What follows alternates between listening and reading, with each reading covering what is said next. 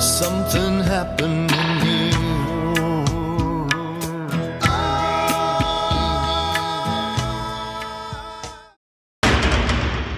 And what I'm hoping is that it actually brings awareness to people of the harm it's doing, not only to guys that are locked up, but to their families.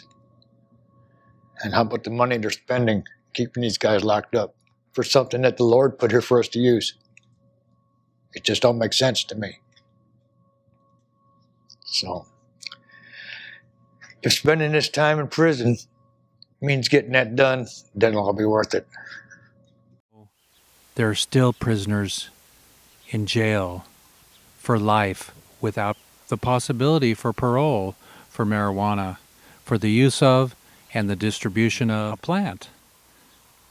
Many of you may not know that 3 strikes put you in jail for life, for nonviolence, for a plant, for a Schedule I drug, marijuana, cannabis, which was made illegal in 1937, an old law that should be wiped out, and we should have reform on that law right now, today. Things are changing, and we're seeing some movement. There are 33 legal states for medical in America, and there are 11 states which are totally legal for cannabis and marijuana usage for recreation and for medical. There are only 4 states left in the whole union, in the whole United States, that are illegal, that marijuana is illegal. What's wrong with this picture? Cocaine is a Schedule II drug. Marijuana is Schedule I with heroin. Yes. So that is what I cannot understand, is why we still have prohibition on marijuana when alcohol is legal. So you make your choice what you do and how you use your cannabis plant product properly to your taste and to your decision. We here at Lifers Madness the Movie do not recommend or prescribe anything throughout this whole movie. We are here to tell the story and to have interviews and testimonials of how it has helped people and why life imprisonment is old school and should not be anymore the state of the union. So hemp hooray, marijuana and cannabis equals paper, fiber, fuel, medicine, and food. So please, let's get our prisoners, bring them home. And let's not forget, this is officially the war on people. And here we go. Okay, that's it. Lady marijuana, make our peace grow. So old and yet so beautiful down in our soul. Your fire burns inside me, keep her from the cold. So warm and yet so beautiful down in my soul. The fire burns, my lady marijuana. Watch her burn down, down in my soul. Lady marijuana, make our peace grow. Lifers, scene 1 + 1, take 1. So old and yet so beautiful down in our soul. So old and yet so beautiful down in our soul.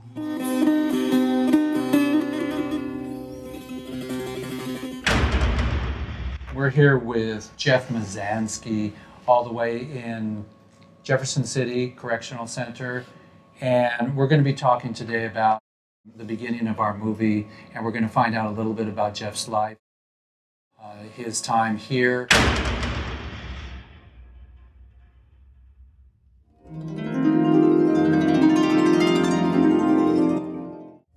Well, actually, I think the first time was a little less than an ounce.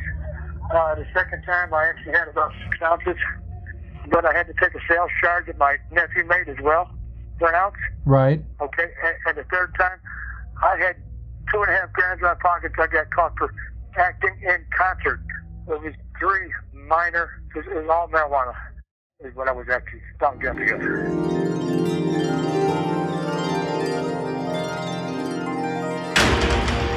You know, it's really interesting being on the outside looking in, because we don't know how you feel. We don't know. We do know the injustice, but we're not you, so we don't feel it.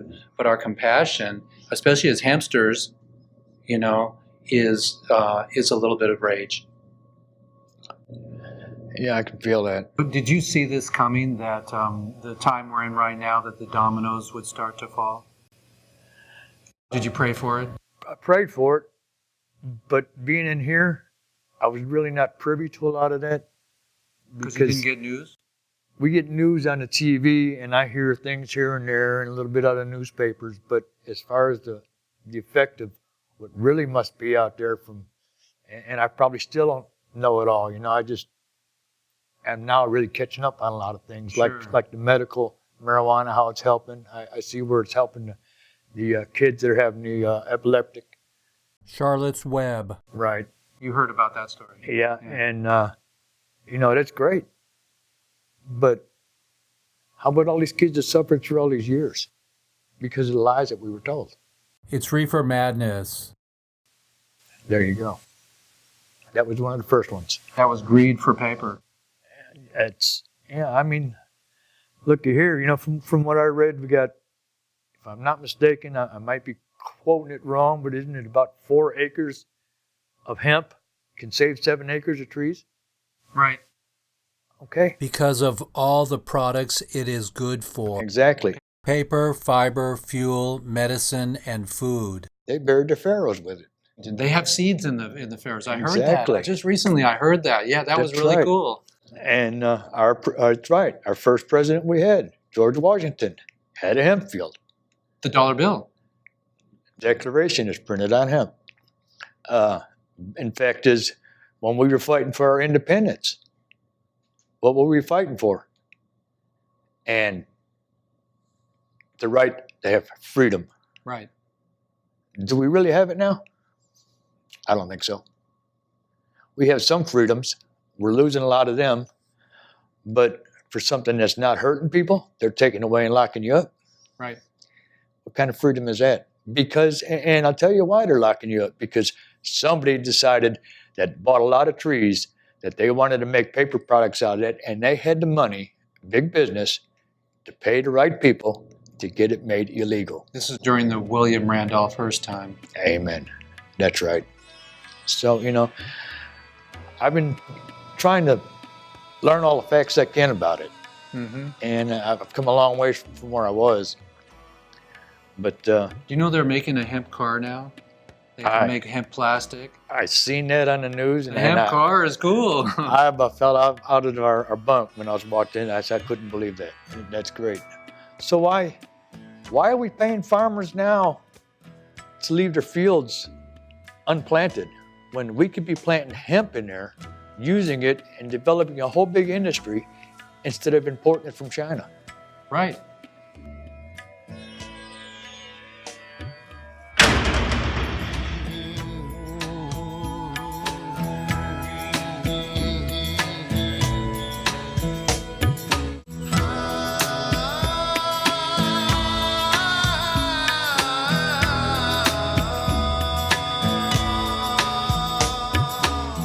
There's something happening here.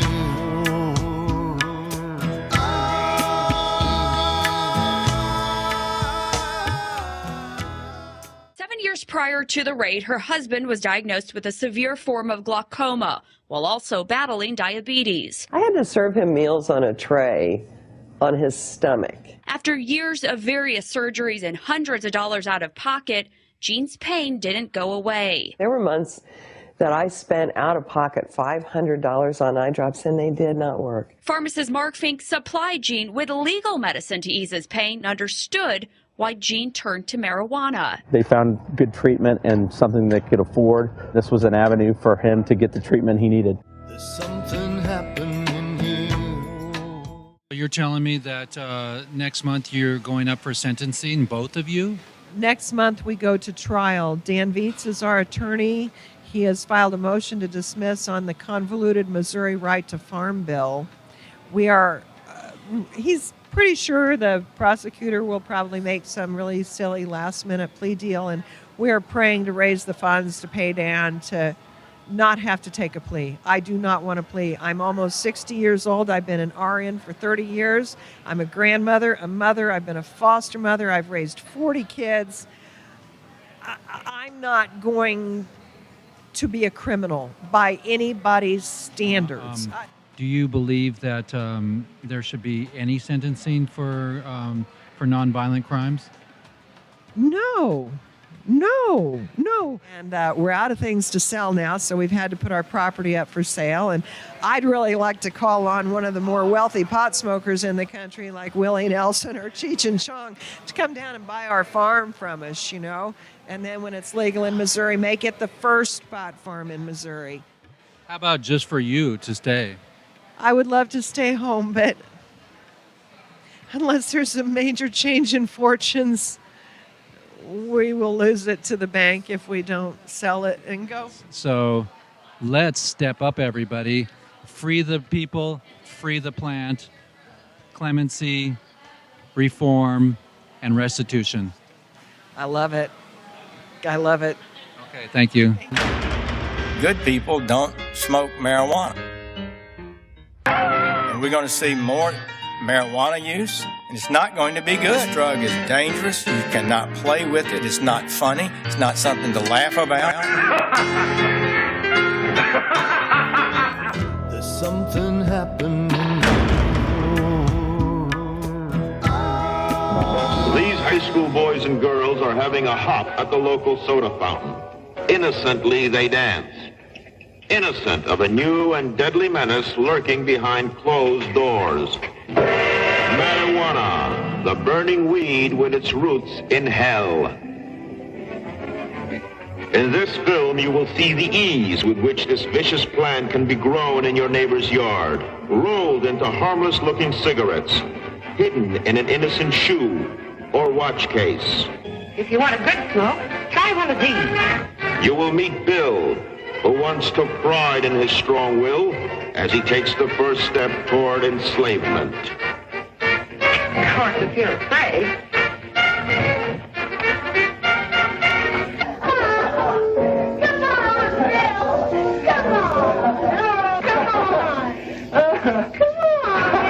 Smoking the soul-destroying reefer, they find a moment's pleasure, but at a terrible price. Debauchery, violence, murder, suicide, and the ultimate end of the marijuana addict. Hopeless insanity.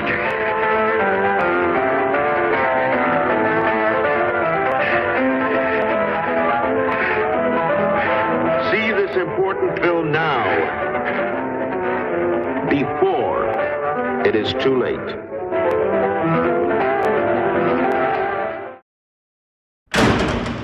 Your son is just entering the system. How does that feel? I don't understand why. Because he was state legal. I mean, he had top attorneys in the state to make sure he was state legal. And then for them to say in there that he wasn't, I don't know how that, is legal. I don't know how our government can treat us like that. Absolutely. I mean, hearing these stories today, as if I'm not inspired enough to be hopefully one of the people that is leading this battle. Once the United States finally does the right thing and moves this thing forward, the sky's the limit from there.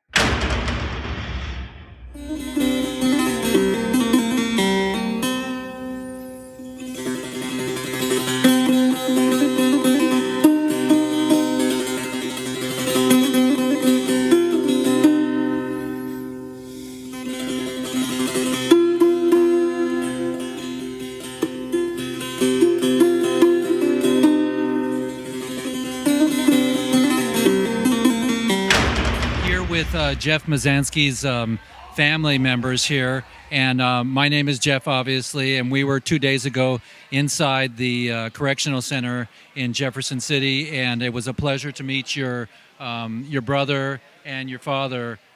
He's a gentle soul. He should not have ever been in. He should be out now, and I was just really blessed to have time and to shake his hand. He's a good man. We can't wait to hopefully see him out here. This has been going on for 22 years now. And how many times a year do you get to physically visit Jeff? Like I said, about 5 or 6 times a year at least. So that cuts into the budget also, right? Oh yes, it's expensive to come down here, but it's my brother. How can you take somebody out of circulation for almost 22 years in December for marijuana convictions? There's something happening here.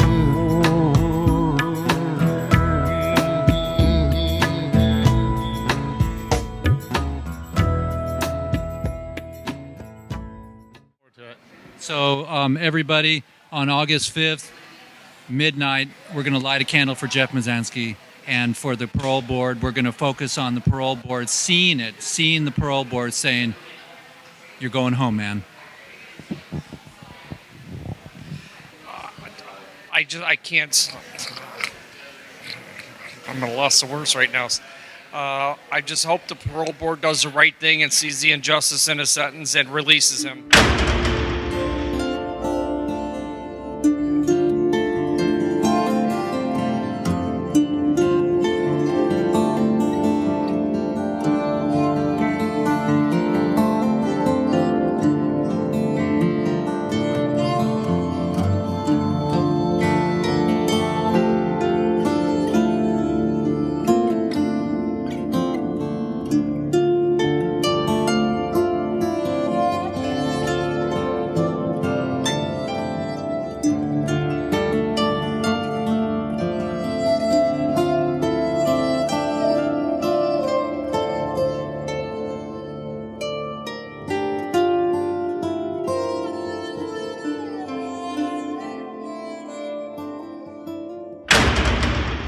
During that 10-year period, that's when I actually started speaking out against these failed policies of drug prohibition.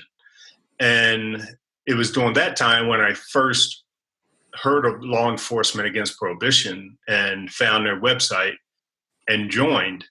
And then I actually started publicly speaking. I officially became a LEAP speaker in 2008. And then on the board a year after that. And then I actually gave up policing, period, just to become the executive director of LEAP. And I've been here next month, it'll be 8 years as the executive director.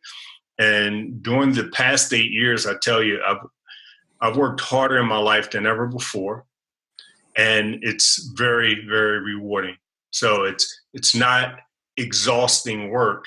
Don't get me wrong. I get tired, I get frustrating, but mentally it is not exhausting because of the rewards that come from this great work.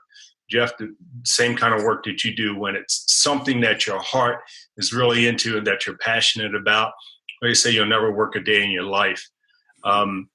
So here I am now doing this work, and over the past couple of years, we've broadened our platform. Yes, we are still right in the middle of drug policy reform, harm reduction and all the work that comes with it. Yes, trying to end prohibition policies. We still do that, gaining a lot of ground with marijuana. We still have a long way to go with these other drugs.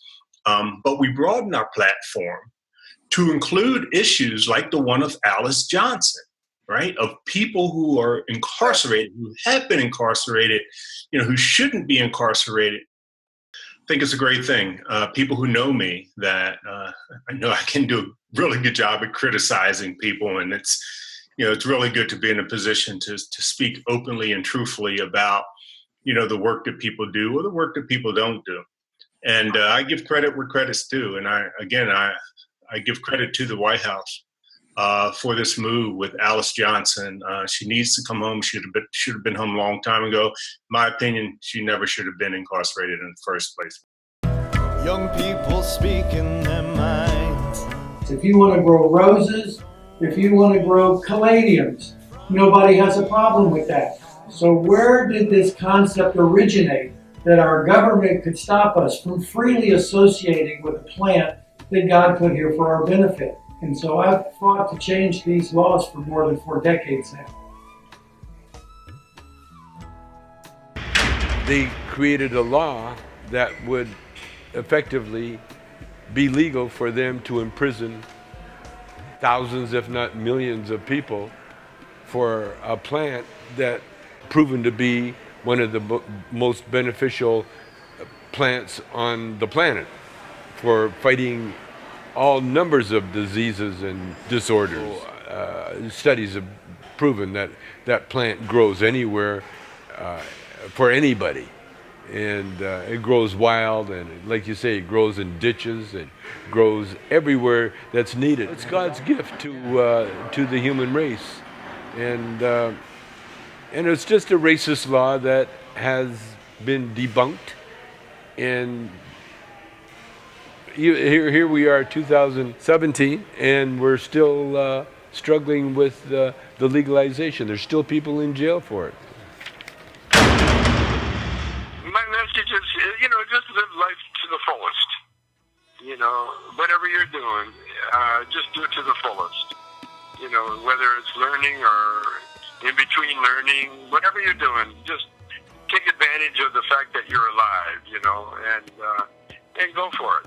That's my message to everybody. Go for it. Fantastic. And do you feel like telling us the circumstances about how you got arrested for pot? Well, I got busted 03. It was the Bush administration were just invading Iraq, and they needed some diversion from the press, and so they went after the hippies, and I happened to be the only targeted hippie standing, and so they came out and they gave me an offer that I couldn't refuse, either go to jail or they would come after my son and my wife, and that's the federal government, so I decided to take the deal. Did they actually threaten you? Oh yeah. Son of a gun. Well, there's a prison culture in America, I was innocent. It wasn't my company. I was just advertising, which people do. I wasn't selling anything, illegally. We had a business license. It was just the Bush administration going after the bong industry. In their mind, they're going after those evil drug pushers, and as a result, I was kind of hinted that I would get a house arrest, but I ended up getting 9 months in the federal prison and becoming a felon. So as a victim of imprisonment for nonviolence associated with marijuana, what was your experience on the inside? It was very good, very spiritual. I went in there with an open mind, open heart, and I wanted to make the best of it. I felt like I was a journalist embedded with the troops, and I really studied. I learned how to become a convict. I hooked up with a seasoned old, con that had been in and out of jail all his life, and so he showed me how to do time. There's a way to do time, and he showed me. And then I hooked up with the intellect in prison. There was a caddy, golf caddy, who took me under his wing and took me into his kitchen too, because he would cook healthy homemade meals every night. And we never ate in the mess hall ever. Were you surprised that how long they kept you in? No.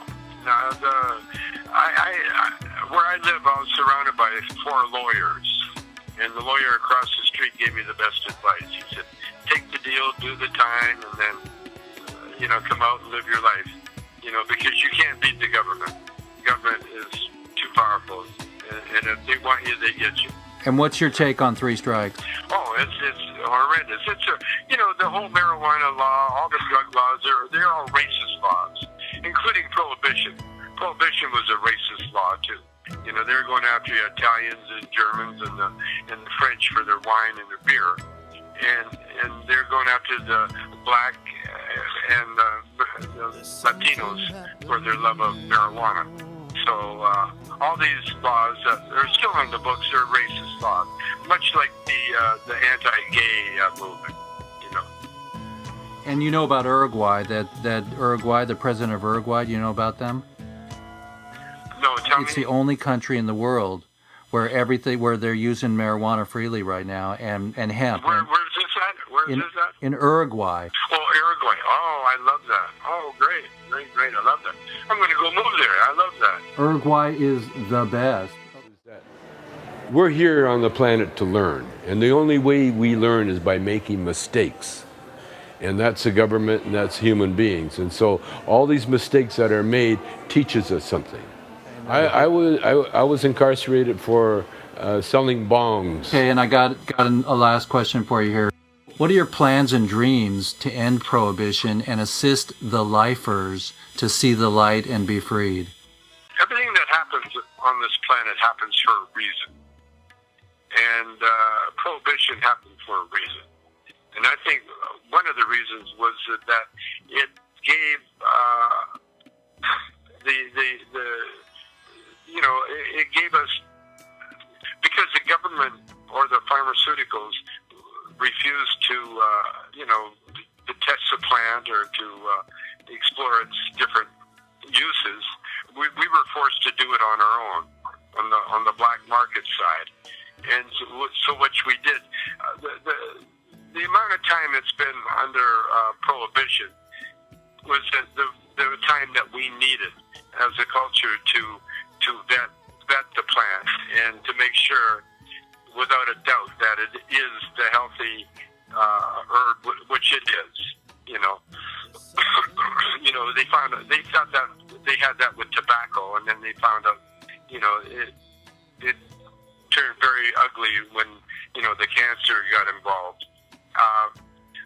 And what they're finding out with marijuana is that it is a medicine. It's been a medicine for 5,000 years, probably longer, and it is a medicine that we're finding out even more uses for it.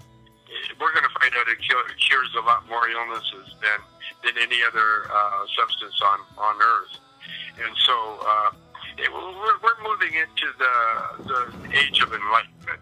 That's where we're at. That's fantastic. I'm really proud of you. Any last words? No, it's just that my battery ran out. You got the last one just in time. Call me again anytime you need something. This is Tommy Chong for LIFERS Madness.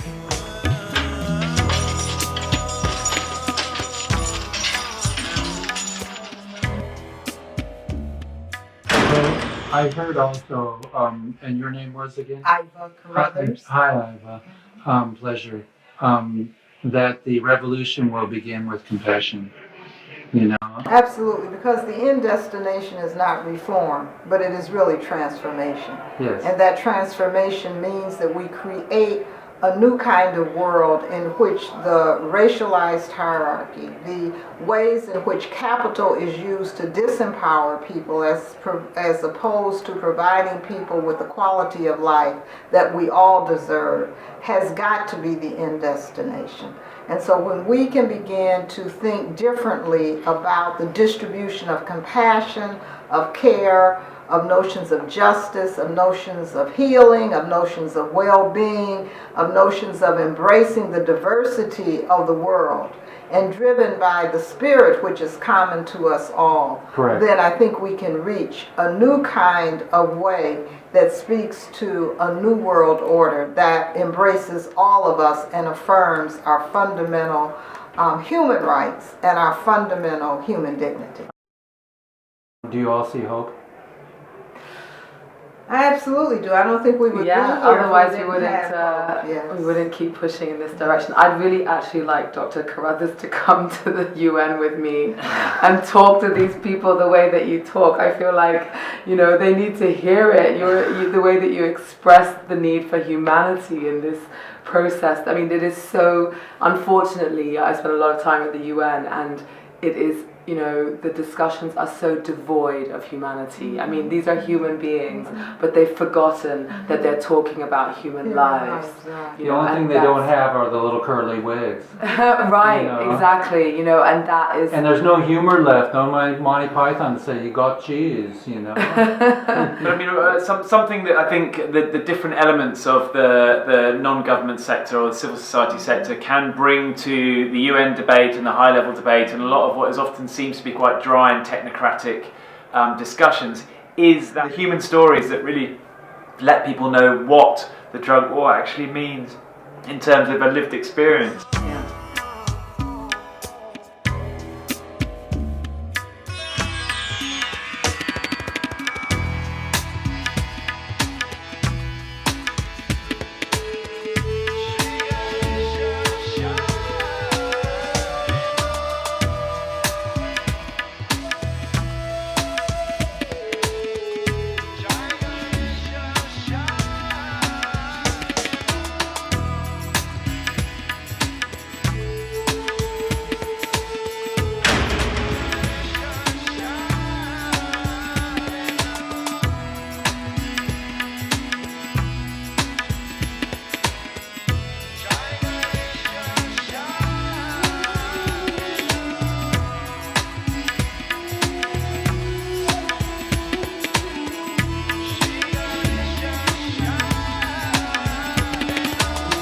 Hey everybody, this is Jeff for LIFERS the movie.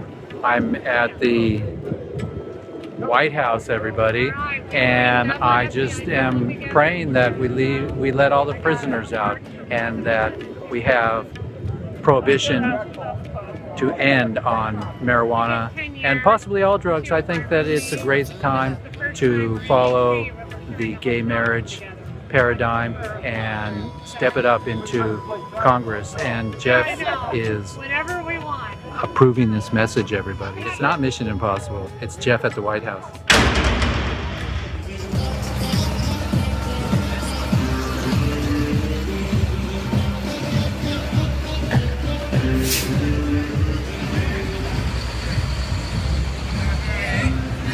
What's going on over there now?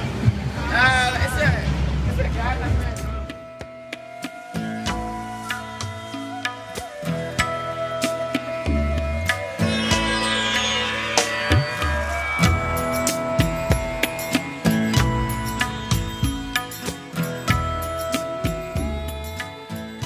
Optimistic about that, Jeff, but somewhere down the road, hopefully in our lifetime, we will see cannabis legalized in the whole United States and around the world, so that when we can go on vacation, we can enjoy cannabis in a free society. In a state park, in a national park. Yeah, right. And so the two major reasons that they had for why they could not legalize marijuana in 2005, they have gone contrary to both of them since then, and we can cite their own decisions on those matters if it gets to the Supreme Court again. I'm hopeful it won't even have to, though. I would just as soon see Congress do what Bernie Sanders is saying, just take it out of the drug schedules, and that would solve the whole problem. Lady Marijuana. Hi, Jeffrey. Hey. Hi. Welcome to LIFERS a movie. Thank you. I'm glad you're here.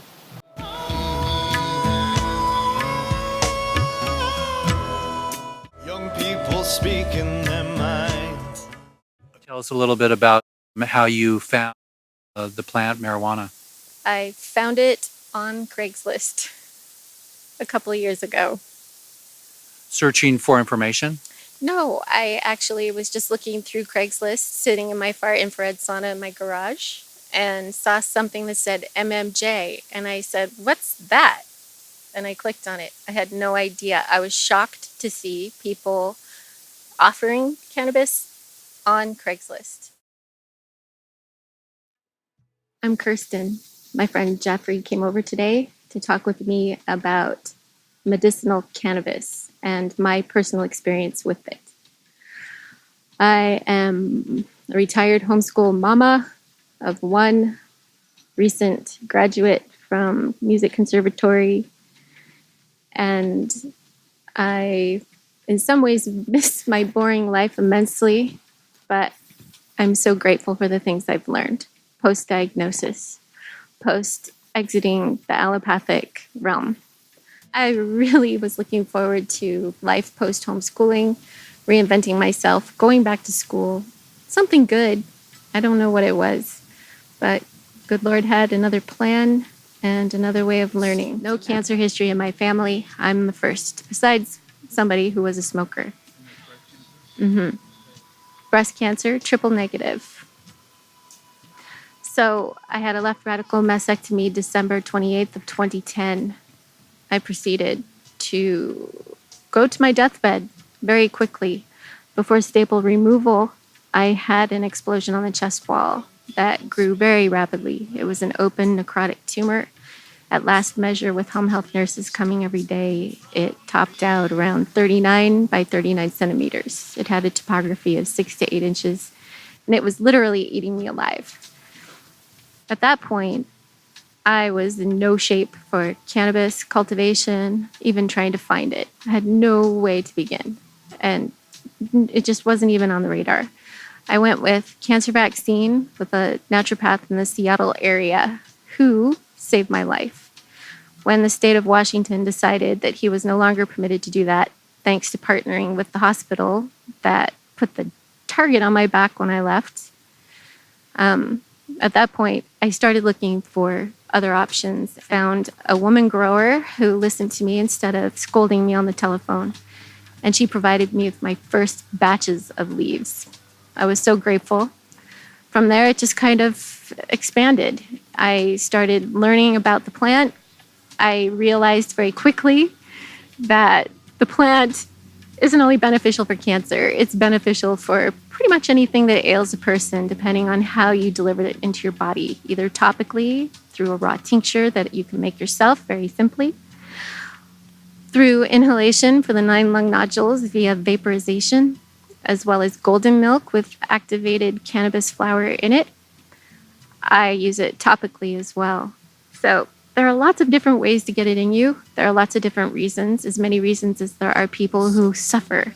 There's a lot of suffering, I believe, at the hands. It's compounded by the pharmaceutical industry, and our government is in collusion with them.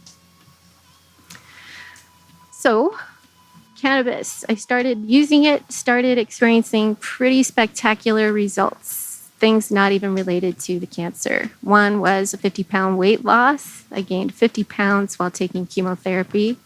Felt pretty horrible. Thought after a left radical mastectomy, a huge necrotic tumor, compression wraps, deathbed, I had to be 50 pounds overweight in addition to everything else. Chemotherapy really messed with my body.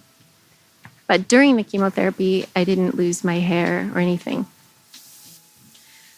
The path I chose, which really upset oncology teams at a Seattle hospital, was cannabis, as well as naturopathic intravenous nutritional care and the vaccine. When that was no longer available, I was down to supplements, self-administered, and cannabis. So when I first used the cannabis, I was afraid. I was absolutely terrified. I felt I'd be in a situation where I'd ingested something and I would experience an inescapable terror for X number of hours. I had deep concern and genuine fear, actually. So I ingested cannabis for the first time just before our daughter went to school. We all piled onto the bed to watch a movie before we headed out driving across the country to school. I'd say 30 to 45 minutes after I'd consumed cannabis, an inexplicable peace and joy came over me. It was the first escape from cancer, from diagnosis, from PTSD, I'm sure, from all of the horrible care, all of the horrible things perpetrated in hospitals. I had joy, peace. It was a gift from God.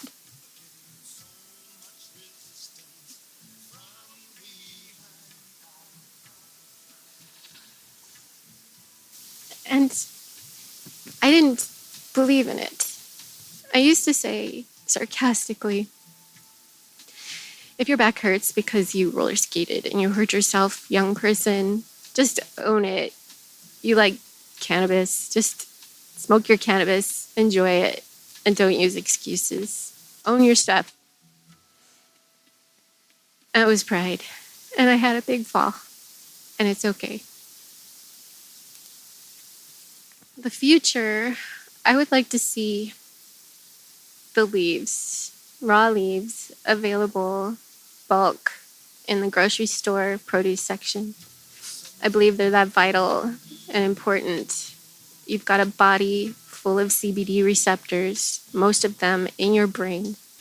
God put them there for a reason, and he put this plant here for a reason, two puzzle pieces that fit together. Nature is the pharmacist.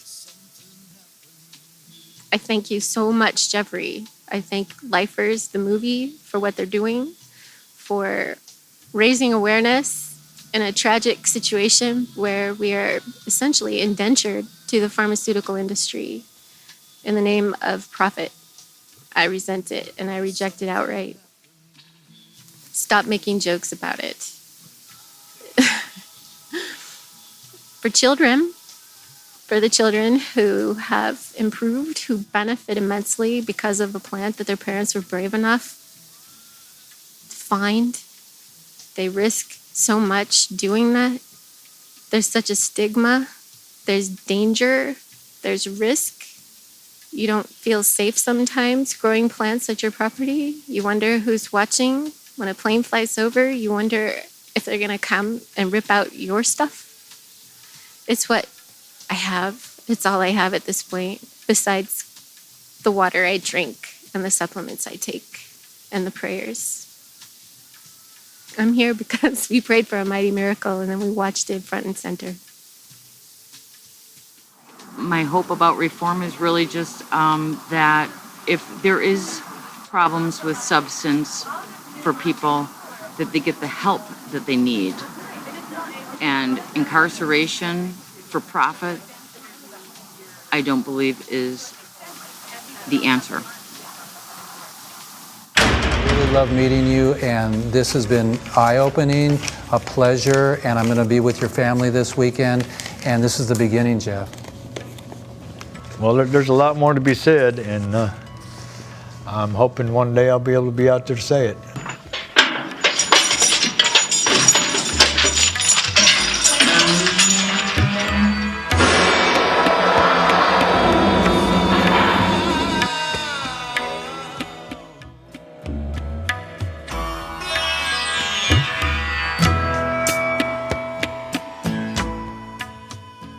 A Missouri man who thought he would be spending his life behind bars just walked out of the prison where he spent the last 21 years. Jeff Mazansky was given life without parole for a nonviolent offense involving marijuana, but his sentence was recently commuted. He walked away from the Jefferson City Correctional Center around 8 o'clock this morning, surrounded by family. His 2 decades of pain ended with Missouri's 3 strikes law was repealed in 2014, followed by a 390,000 signatures on a petition calling for his release. Then in May, Missouri Governor Jay Nixon commuted his sentence.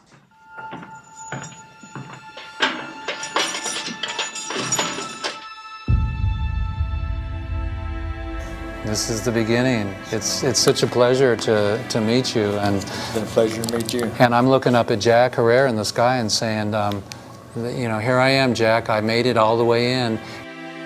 We're with Jeff Mazansky, and we're so happy to have you. Praise the Lord. Okay, thank you so much. Y'all started something big a long time ago. You've seen it years and years ago. Other people didn't.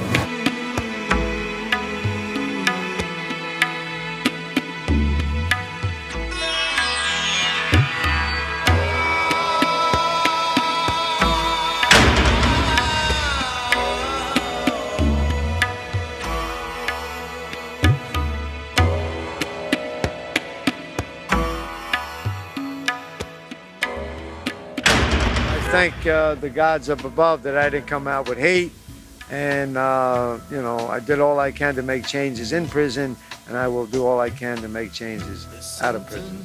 Make an example that, you know, even though you threw away the key on me, I am a human being, and, you know, I'm trying to do the best I can.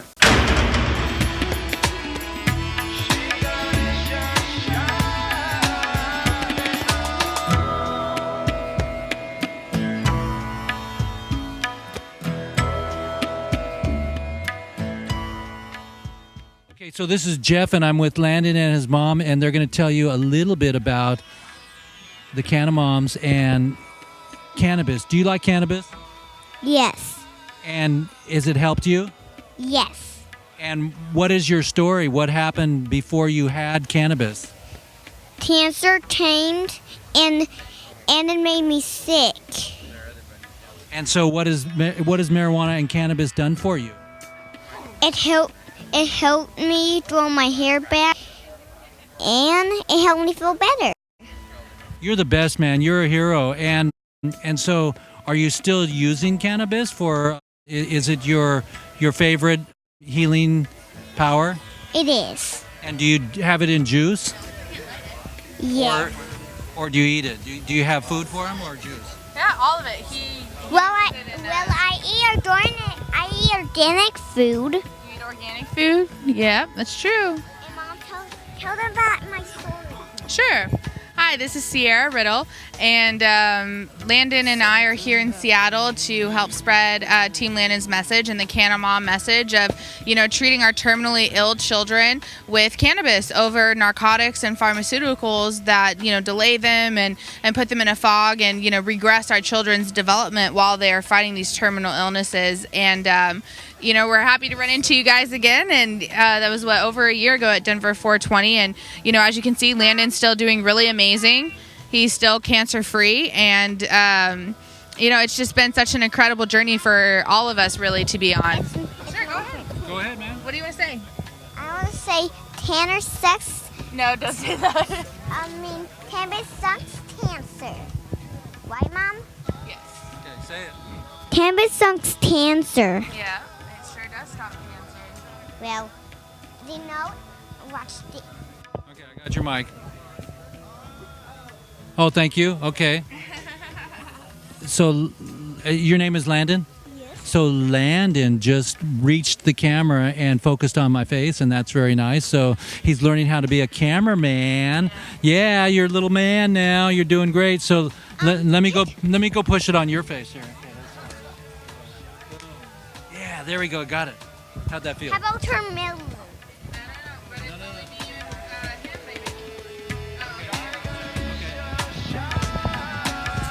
Yeah, so we are, you know, hopeful to be back in Seattle again next year, and speaking about the same thing, you know, and I've run across every day more and more parents who have heard the Cannamom message, who have heard the Team Landon message, and, you know, they're treating their children now, everything from cancer to epilepsy, autism, cerebral palsy, you know, Crohn's and colitis types issues. I mean, it's really been amazing for a lot of our children.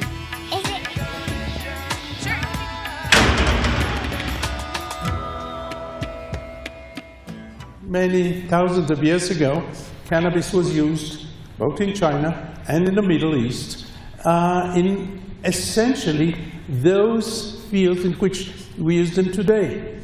I'm a natural products chemist. I work on the chemistry of compounds found in plants and animals, and I was a little bit surprised to find out that while morphine had been isolated in the 19th century and cocaine was known also a long time, the chemistry of cannabis was not that well known. People, very good people, had worked on it, but the active compound had apparently never been isolated in pure form, and although its structure was guessed more or less, it was not really known. Now that's not just a chemical problem, because there is no way there is pharmacology or clinical work can be done with compounds that are not well defined. Pharmacology, modern clinical work has to be done in exact terms. And if you cannot actually say we took so many milligrams of something and we know what we're doing and we know the metabolism. Well, it cannot be done. So at that point, there were very, very few groups working with cannabis. We got from the police smuggled cannabis. It's hashish. There is a good collaboration between Lebanese, Arabs, and Israeli Jews in smuggling cannabis from the Lebanon. And I asked the police whether they can give me a little bit, and they said no problem. So I went there. I took 5 kilograms of hashish and went on a bus. People were quite surprised by the strange smells that were around. And we started working. Then it turned out that we had broken the laws, and the police had broken the laws, so we were not allowed to do that, and we should have got permits from the Israeli NIH, and which is in the Ministry of Health. So next time I went to the Ministry of Health, and it so happened that my students were working there. So we had a cup of coffee, and they said, okay, and they signed a piece of paper, and for the next 30 years it was possible for me to get essentially any amount of cannabis to work on.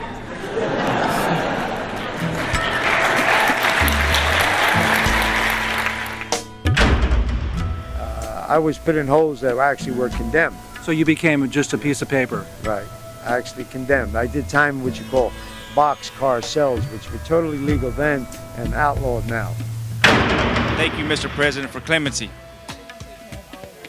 Thank you, Mr. President, for clemency. Thank you, Mr. President, for clemency. Thank you, Mr. President, for clemency. Thank you, Mr. President, for clemency. They didn't teach us in public school. They didn't teach us in high school. They didn't teach us in college that the #1 plant on earth had marijuana for paper, for fiber, for fuel, for food, for protein, and for medicine. #1, greater than all the rest. The King Kong plant of the planet that was outlawed, stolen out of our education, so we and our parents would grow up ignorant of what everybody knew in the world 100 years ago.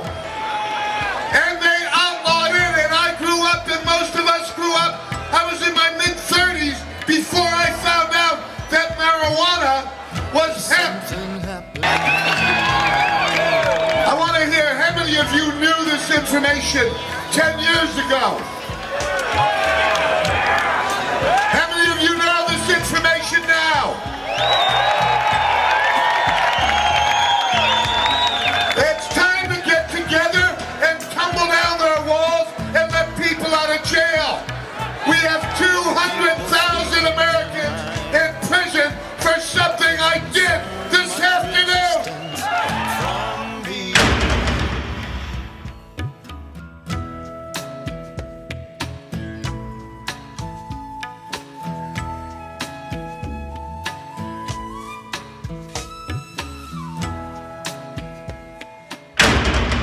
Spending this time in prison means getting that done.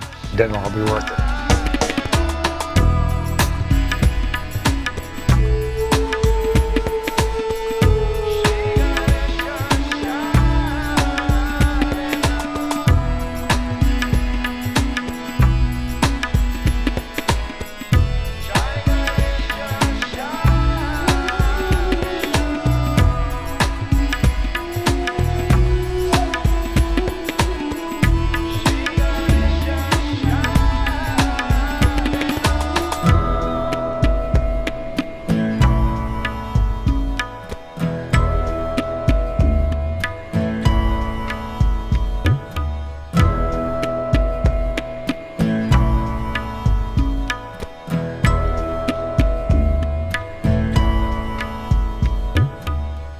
Something happening here.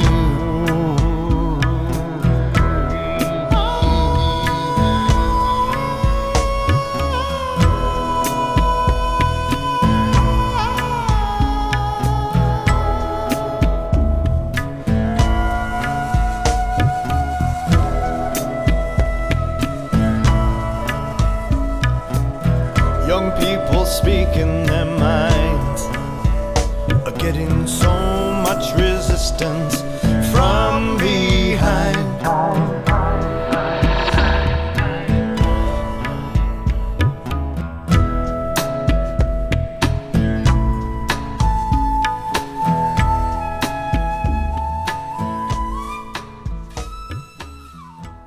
Jeff Eichen here with Lifers the Movie. I'm sticking to my story. Thank you all for joining in here and watching this incredible story of people, yes, still in prison for life, for a plant, and for nonviolent crimes. It's time to level the playing field and to tell your authorities and globally to end prohibition. We can do this, folks. We have to. It will manifest in so many different ways across the board. Hemp hemp hooray, I mean what I say. Reform, clemency, and restitution. It's a good time to speak up and through film, share this with the world and end global prohibition. This is Tommy Chong for LIFERS. Madness.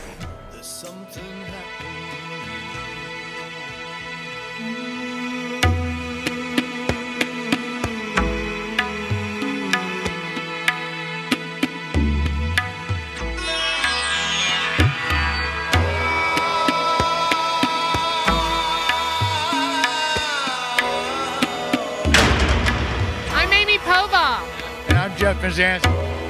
And we're for LIFERSTheMovie.com. Free the plant, free the prisoners. Free the plant, free the prisoners. Free the planet, free the prisoners. Free the plant, free the prisoners.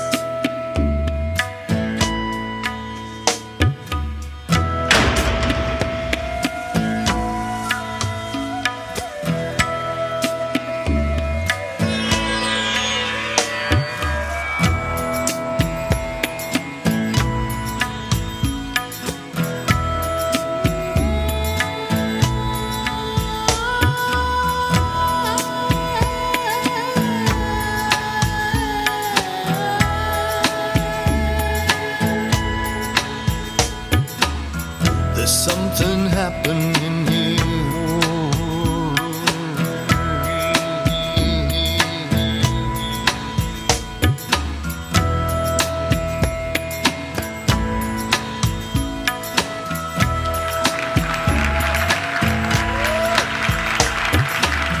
There's something happening here. So share this movie and share your thoughts and keep the conversation going. Jeff Eichen for LIFERSTheMovie.com. Blessings.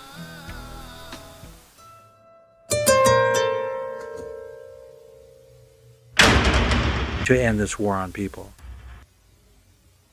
But the one feeling I will never forget is that I had to return back to my cell and look at my friends who were still serving life without parole and had to tell them that I was going home. It was one of the hardest things that I've ever had to do. And though they were grateful and happy for me and told me don't worry about it, that one day they would get their chance, in the back of my mind I knew that the percentages were that they were going to die right there in that cell that I was standing in with them.